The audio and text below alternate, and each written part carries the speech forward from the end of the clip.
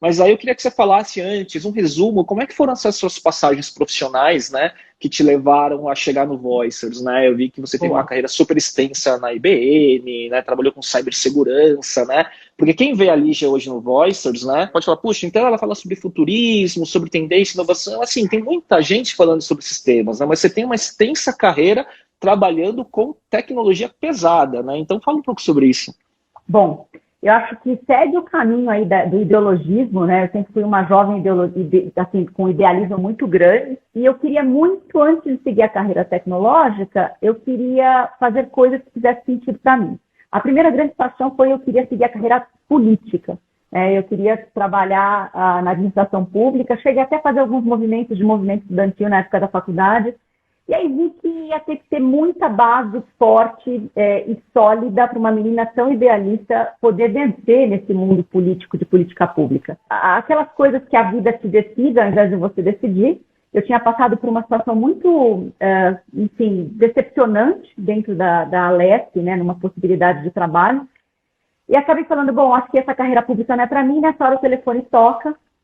E eu lembro que eu estava vendo a Alesp, é muito próxima da IBM, né? Então, coisa de quarteirões, dá para ver das janelas da Alesp o prédio da IBM. O telefone toca. Eu tinha passado num dos processos seletivos para estagiária na época. E aí começa a minha carreira dentro da tecnologia, mas eu já tinha na faculdade selecionado só algumas áreas de estágio que fazia sentido para mim. Era a área de care, a área de cuidados, a área de tecnologia, a área de educação. Outras áreas e outras indústrias, eu não faria sentido eu colocar 8, 10 horas do meu dia para poder atuar, porque não tinha a ver com a minha missão, né, com aquilo que eu achava que era a proposta do meu coração.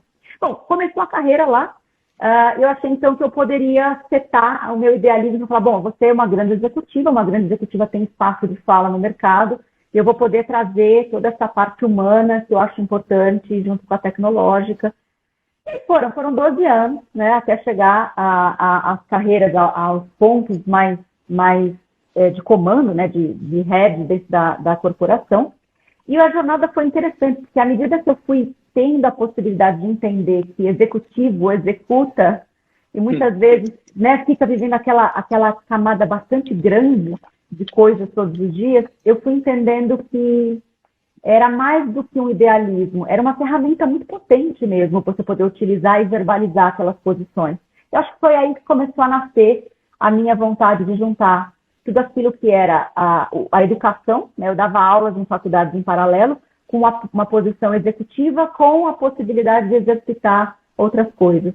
Mas dentro da IBM eu passei como líder de advertising do Brasil. Eu morei no headquarter lá em Nova York, né, como desenvolvimento de carreira dentro da área de propaganda.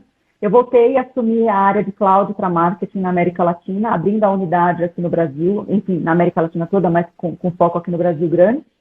E a minha última movimentação lá foi uma posição em cibersegurança, também em marketing, como head de marketing para a Latam. Então, eu acho que eu aprendi muito sobre regionalismo, sobre liderança, sobre execução, sobre criação, e sobre o impacto dessas posições na sociedade que a gente está inserido. E é muito curioso que essas últimas passagens em cargos de liderança foram com tecnologias emergentes, não é? Que estavam nessa curva, né, de adoção em escala, não é? E que viraram hoje, por exemplo, cloud, né? Hoje basicamente é a infraestrutura do SaaS, dos dados e por aí vai, né? Sim. E cibersegurança é o tema hoje, né? Quando a gente fala de segurança da informação, de dados, de compliance e tudo mais, né?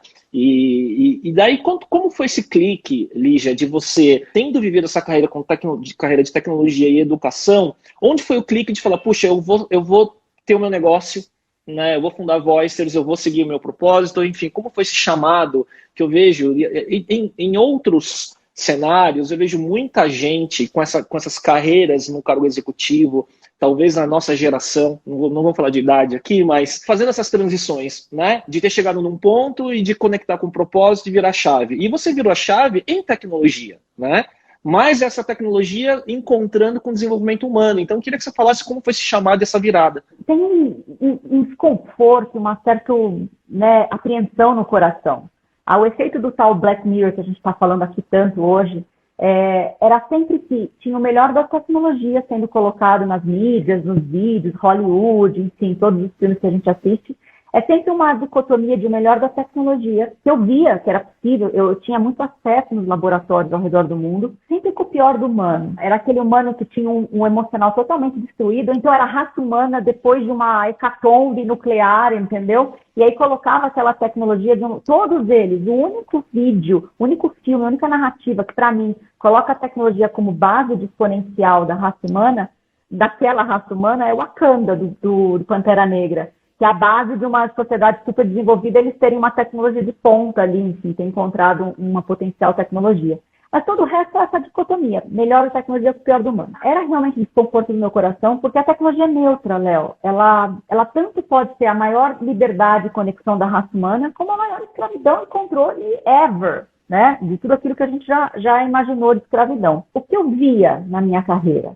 Que todas as vezes que eu vi uma pessoa super humana, que ela já tinha entendido que o trabalho dela ali, sendo a pessoa que estava desenvolvendo uma inteligência artificial, no caso da IBM Watson, estava ensinando o Watson a falar, eu fui muito amiga do alemão que estava desenvolvendo a linguagem dentro do Watson, ensinando coisas para ele de linguística, e era um ser humano incrível, entendeu? Então eu olhava para aquilo e falava, cara, por que as pessoas têm tanto medo se as pessoas mais próximas que eu conheço de tecnologia super de ponta são pessoas também muito especiais, que já entenderam a sua missão como agregadores sociais, entendeu? Por outro lado, eu também via nesses ambientes aquelas pessoas que eu falava, meu Deus, acho que se ela assumir essa posição de, sei lá, líder dessa grande tecnologia mundialmente, meu coração vai ficar apreensivo, porque ela é extremamente egóica, é um ser humano que ainda precisa trabalhar suas verdades humanas mais humanas. Então, dessa dicotomia, nasce o Voice. Porque era a minha resposta, de alguma forma, para aquele meu próprio medo do coração, aquele propósito que eu queria trazer para fora, ele tinha um certo cuidado. Então, nada mais é do que eu poder colocar à disposição das pessoas, do mercado, as vozes que me inspiraram. Então, ali, o que a gente traz não é só uma pessoa que sabe muito de uma tecnologia, ou desenvolve muito algo digital, futurista, de nova economia. A pessoa precisa ter a sua humanidade já setada no lugar certo. É aquele que serve a um propósito maior.